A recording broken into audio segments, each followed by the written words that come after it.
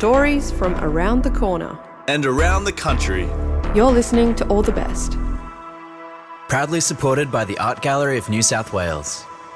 You're listening to All the Best from FBI Radio 94.5. I'm Kwame Slusher. Before we get into this week's stories, I'd like to take a moment to acknowledge that I'm recording from stolen and Gadigal land, and pay my respect to Gadigal elders past and present, and also recognize that the area where FBI Radio is situated, Redfern, has long been a place of storytelling, strength, resistance, and resilience for First Nations communities.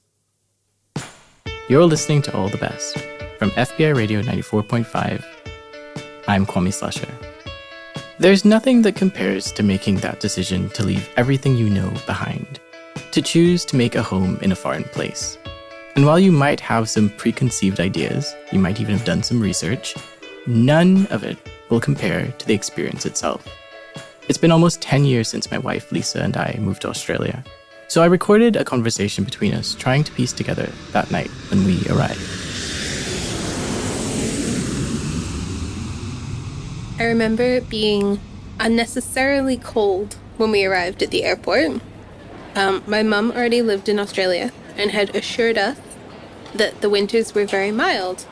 But when we arrived in Melbourne at about 10 o'clock at night, and we walked outside the airport in our Caribbean quotation marks winter clothes, it was snowing. And it was very cold. I don't remember what clothes I was wearing, but I was wearing shoes made of hemp. And I remember they were incredibly ineffective against the cold, melting snow, because the snow was not sticking. And we took some kind of shuttle to a hotel by the airport. Our flight to Sydney was the next morning, so we needed to wait.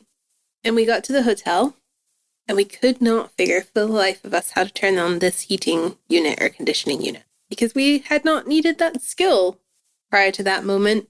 And so instead, I think I brushed my teeth and went to bed in the hotel bed under the blankets on a very hard mattress. And I don't think we slept very well that first night. I have a memory of literally wearing all the clothes I could pull out of my bag, but I don't know if that's a real memory or I've exaggerated it over time. I think you've exaggerated it.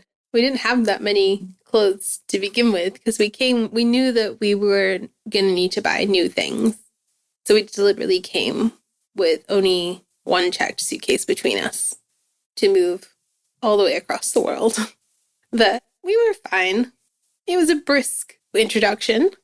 But the next morning we were able to get on a flight and we arrived in chilly but sunny Sydney and immediately went shopping. And remember thinking my mother had given me a false impression of what it was supposed to be 18 months, looked like. But 10 years later, we're still here, so it couldn't have been that bad. And I have not seen snow outside of an airport since, so that's pretty good. I'm actually starting to doubt whether we saw snow that night, but I have such a vivid memory of it, it can't possibly be wrong. Who knows at this point? Did it really snow? I think it did. But we've never seen anything like that since. So it did snow. According to the Bureau of Meteorology, in July of 2015, Melbourne was experiencing its coldest winter in 30 years. But sometimes migrations aren't so straightforward. In our story this week, Michael's journey is more than about moving from place to place, but also a journey through different stages of his life.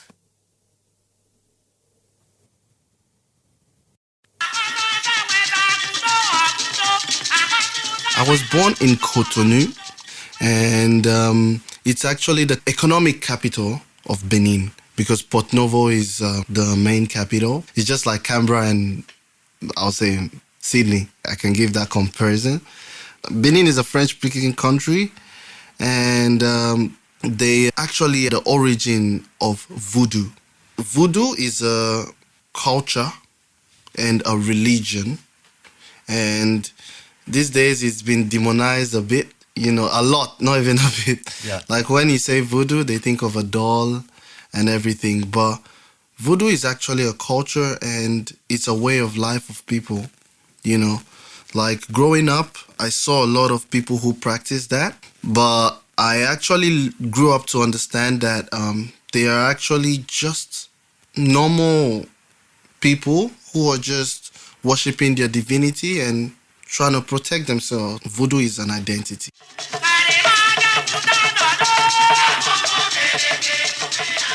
I did my primary school in an English school in Benin. It was actually an American school in Benin Republic. So growing up, I was not rich, but I wasn't poor like I can't afford to go to school. Then my mom, she was a teacher and she taught in a primary school, and my dad, he worked in the market. He was just selling second-hand clothes, and he was also a part-time pastor. I had to leave home when I was 9 because apparently my dad, he needs me to toughen up because I was the only boy and he felt I was being pampered too much. Wow. So he sent me to Ogun State. Ogun State is a Yoruba state in Nigeria. And I was in boarding school. So every holiday I come back, but most of the year I'm there. And it was the most horrific experience I've ever had. Nigeria is not funny at all. It's not funny at all.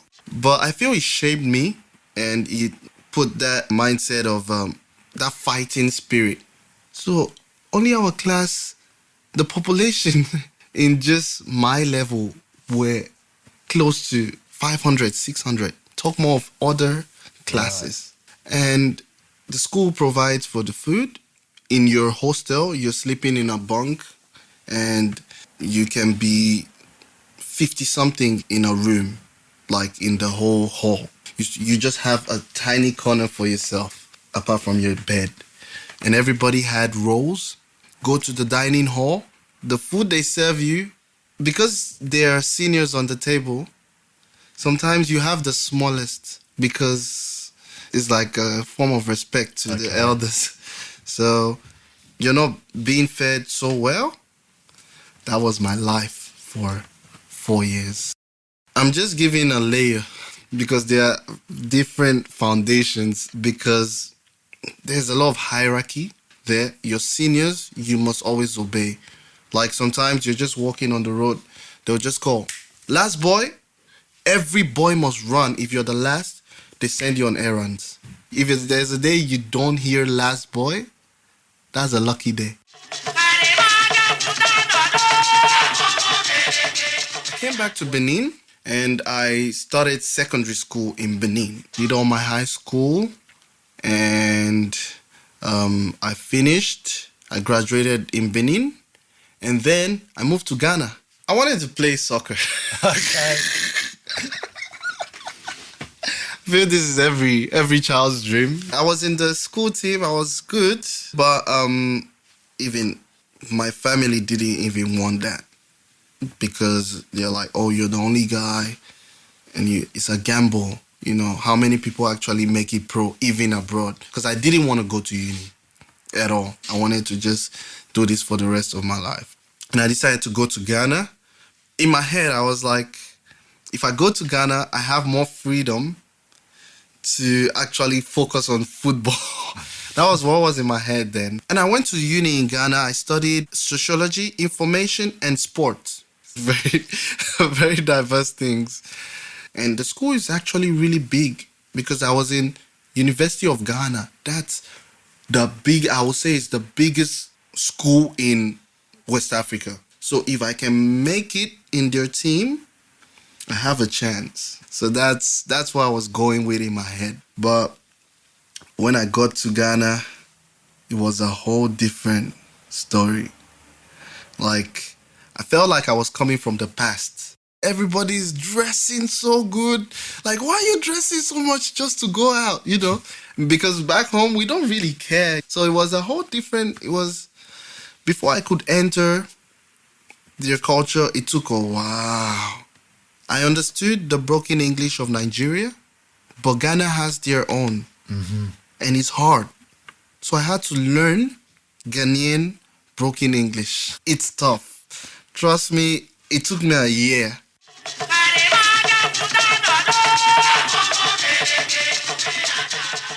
And I had to drop out in my third year from uni. That was financial issues. Yeah, because we were paying a lot. We had to pay in dollars in Ghana. You can't pay in local currency. They only accepted dollars. And at this point, my football career isn't going well. So I dropped that and I continued, majored in information and minored in sociology. And packed our things, left for Benin. The depression was heavy. I started working with my parents again.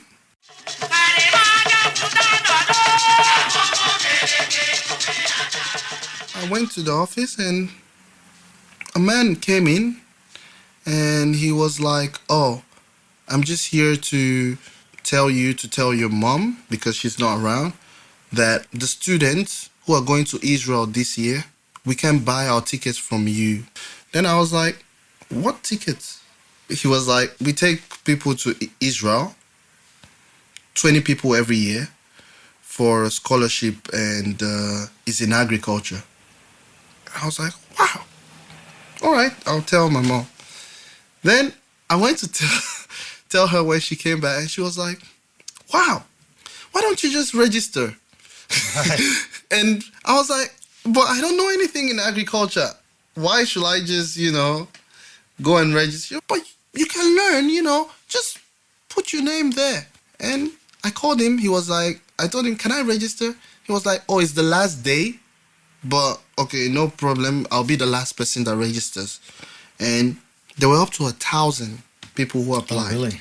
And these people are in the field of agriculture for years. But then they called me for the first interview.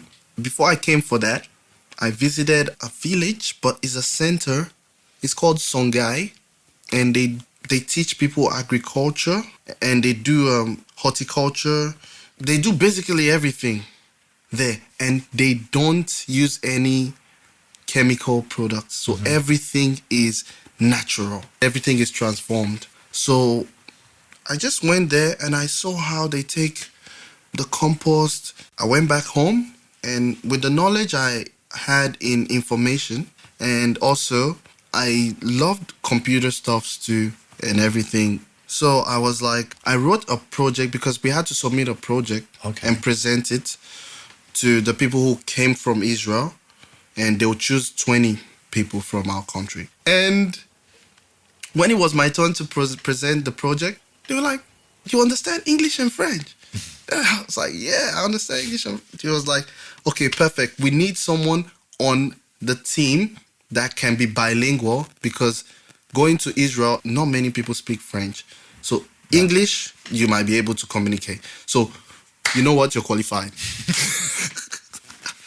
That was it. I didn't even have to say much. Didn't have to. On that day, I got the scholarship. And this was the government of Benin that was sponsoring. So it's a big thing, because COVID was becoming intense. In 2021, December, that's when we left.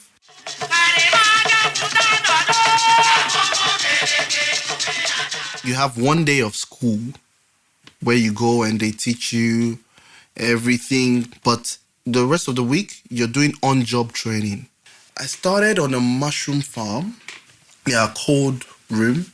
It was good, I won't lie, from the beginning, but slowly I felt like I wasn't learning enough, because I'm just in a cold room and it's mushroom. I can't go and do mushroom back home. And my head at that point was, I'm going back to my country to start something, because I'm saving money also here, because it was paid on-job training. So I complained to the school, and after 3 months, they changed my farm. But because of the complaint, the school was like, "Oh, you know what? Let's give him the worst farm." they sent me to a jungle. That was where it's changed from a scholarship to a slave trade, literally. Really? I promise you. Because the work there, you're bending from morning. We work from 6, we have 1 hour break, till 7 p.m. when the sun goes down. Even from the 7 p.m., you work till like 10. So in my head, I was like, what is going on? So where's the learning? I know we learned some because Israel is a country where it's a desert, and the fact that they are exporting this much is unbelievable. So there's a lot to learn. Irrigation-wise, I learned a lot. And the diploma we got from Israel is so strong, you know. And just basic knowledge in agriculture. The countries that are qualified for this program are all third world countries. That's where I met my ex, the girl that brought me here and everything, the Filipino. I found this girl there, and she was in my class, and I fell in love. And she was like, oh, she wants to go to Australia. All I knew about Australia then is, don't go there. The animals in Australia are going to kill you. That's all I knew about Australia, to be honest. But then she was like, oh no, you can actually get a better life, and you can actually settle down way easier than you going back home. And it gives us a future to see each other again. If not, this is not going to be a thing. Then I spoke with family too about it, and they were like, oh, sure. If you think this is what you want to do, go for it.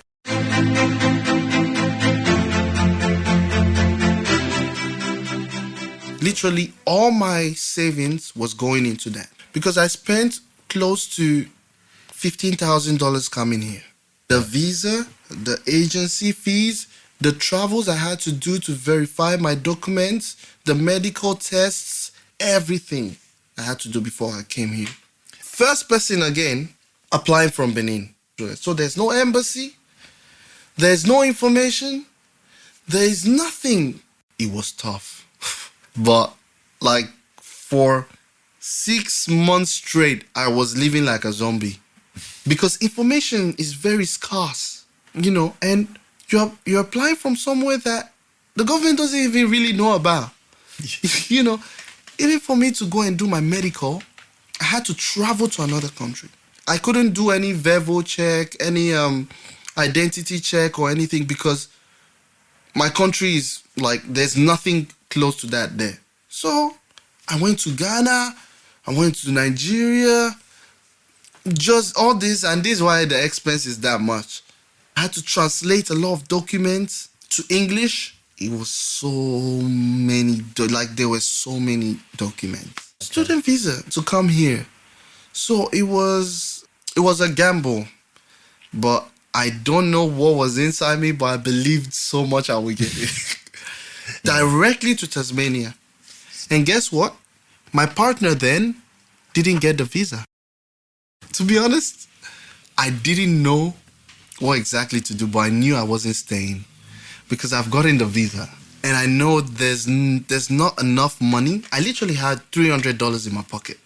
And I'm coming to Australia. I'm coming to Tasmania.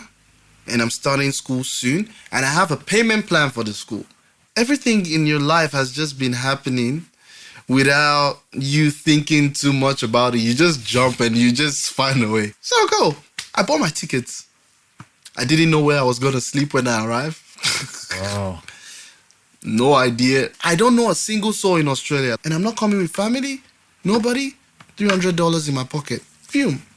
So I was just, even in the plane, I was like, okay, you know what I'm going to do? Let me text the agent that's bringing me here and ask her, since I'm the first client from Africa she's ever getting, let me ask her. It's Emerged Consultancy, apparently.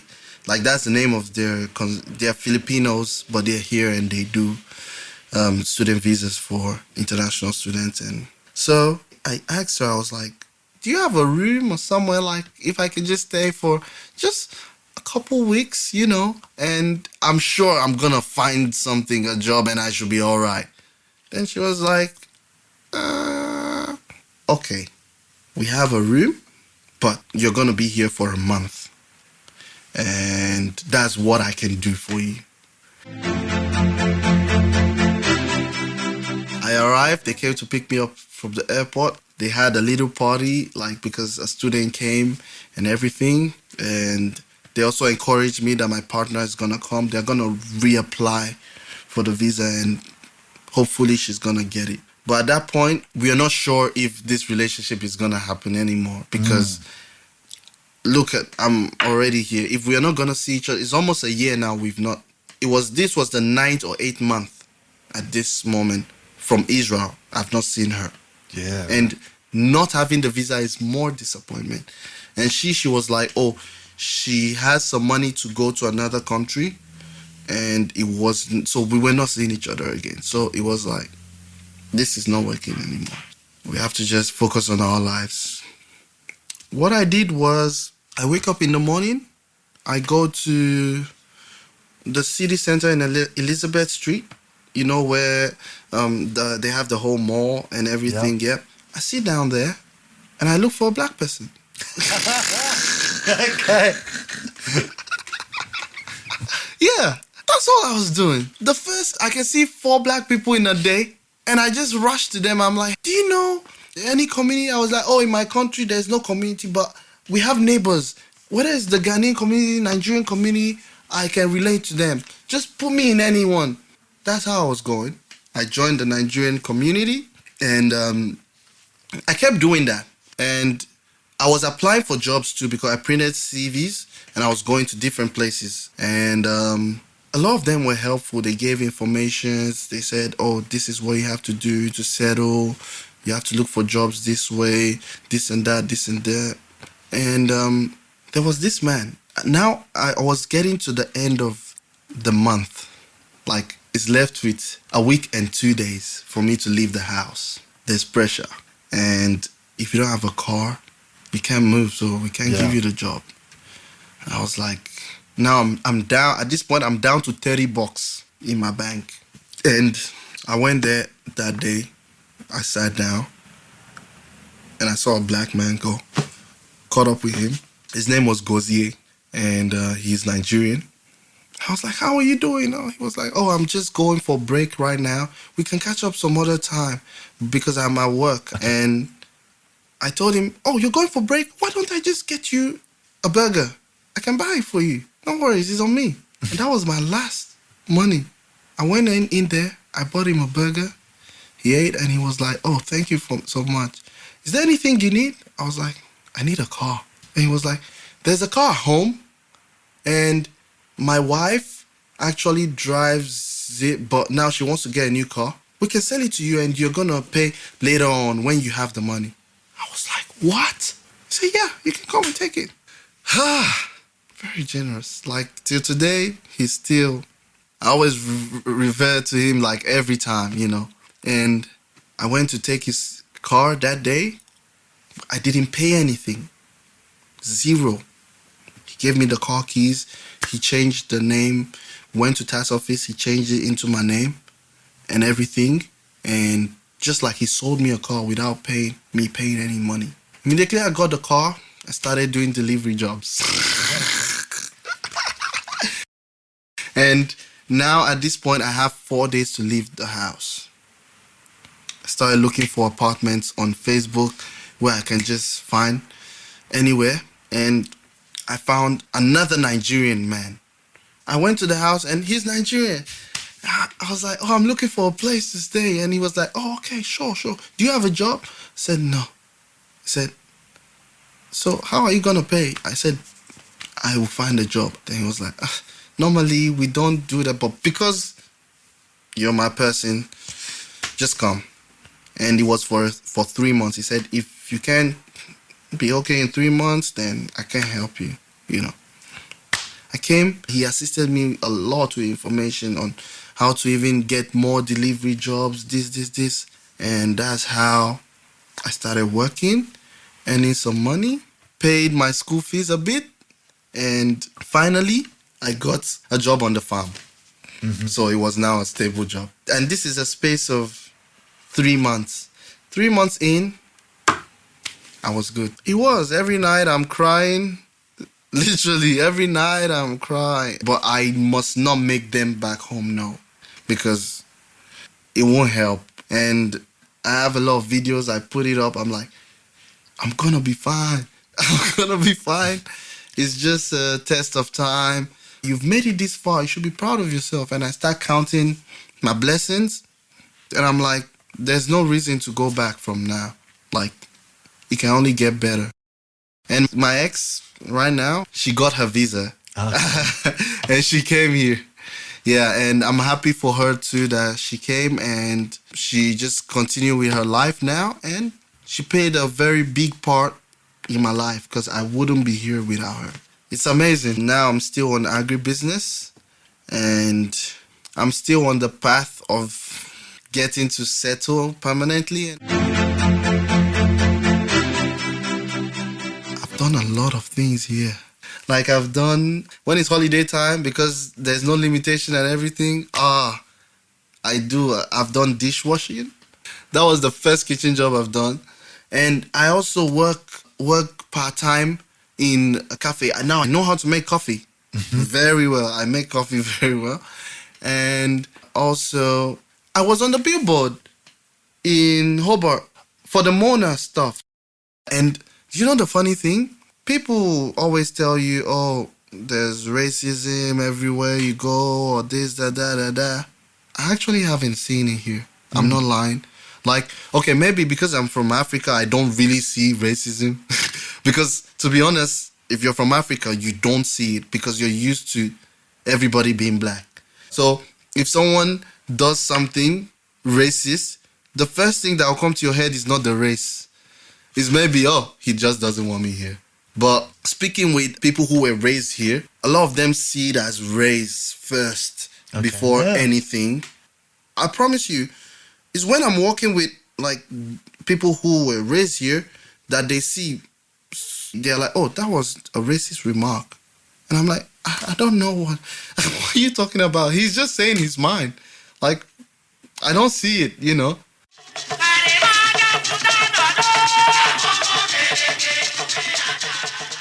Every 10th of January is the celebration of Voodoo. It's a public holiday in Benin. People come from Brazil, New Orleans, many places to just celebrate Voodoo there. That's where they have the masquerade dance. There's nothing under the masquerade but it's dancing, you know, and many tricks. You're seeing people enter trances, people disappearing, like that, all that in the festival. And for people not to know Benin as the origin, like this is something that's very popular, but people don't trace it to any, like they think of New Orleans or when they are talking about Voodoo. Voodoo is from Benin.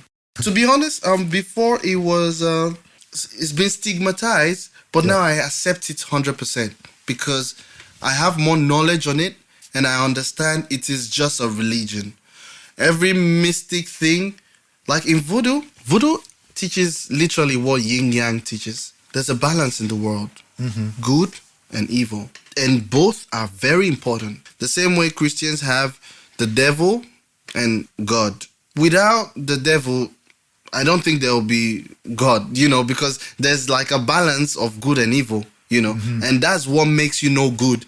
Because if there's no evil, you won't know what good is.